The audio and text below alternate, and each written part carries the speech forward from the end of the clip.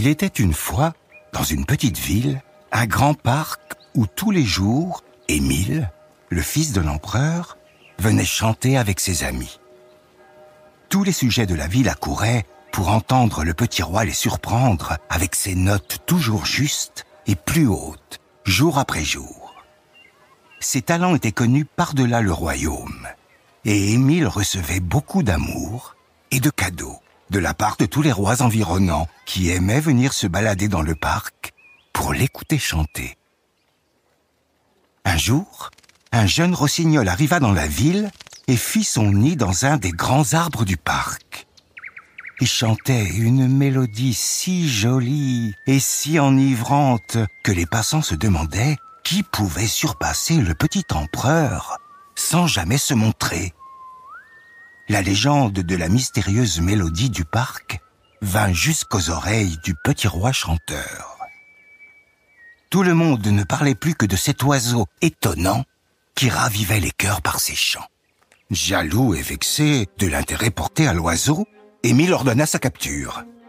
Les amis d'Émile construisirent une grande et très belle cage en or pour que l'oiseau se sente tout de même pas trop à l'étroit. Une fois en cage, le rossignol fut forcé d'accompagner les chants d'Émile et de ne jamais le quitter. Émile, fier de sa trouvaille et de leur collaboration, ne s'intéressait pas du tout au confort de son rossignol. Ce dernier se sentait seul dans sa grande cage. Il n'en pouvait plus de chanter sur commande et d'être privé de sa liberté chérie. Au fil des jours, l'oiseau était de plus en plus déprimé et finit par ne plus chanter. Petit à petit, le public, déçu, délaissa les rendez-vous musicaux au parc et Émile voyait ses admirateurs fuir ses concerts. Émile, toujours à la recherche de la perfection, se fit offrir un petit oiseau en métal dont le ventre, construit avec une boîte à musique, reproduisait le chant du rossignol à l'identique.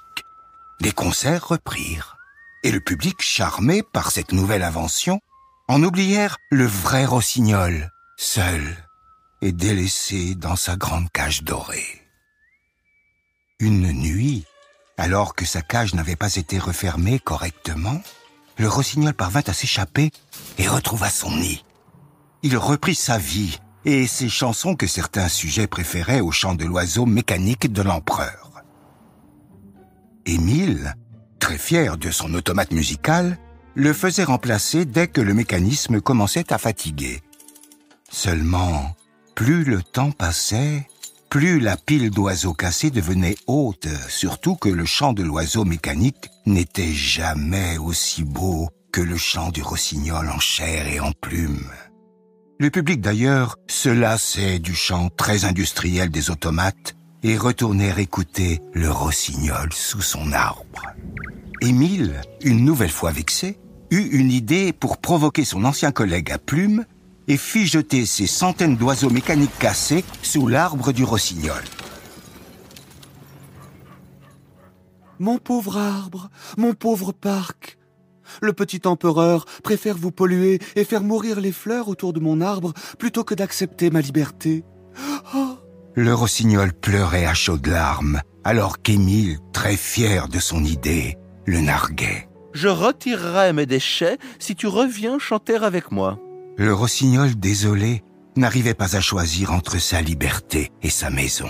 Petit empereur, tu me demandes de choisir entre ma liberté et la sainteté de ma maison. Tu es cruel et tu condamnes tous les autres habitants du parc, innocents et respectueux de notre travail. J'espère que ton père ne te donnera jamais sa place de roi. Tu ne la mérites pas. Émile, entendant les remarques blessantes mais véridiques de l'oiseau, repartit en réfléchissant. Le lendemain, le petit empereur se présenta avec tous ses amis devant l'arbre du rossignol qui chantait. Ami, j'ai bien réfléchi, et tu as raison. Mes caprices et mes envies ne doivent pas embêter les autres et détruire notre beau parc.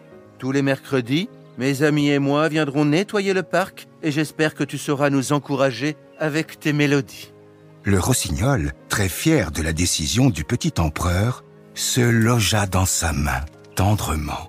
Si vous chantez avec moi, la mission de nettoyage en sera bien plus belle et plus agréable. » Depuis ce jour, le petit empereur et le rossignol se retrouvèrent tous les mercredis pour des après-midi concerts et nettoyage du parc.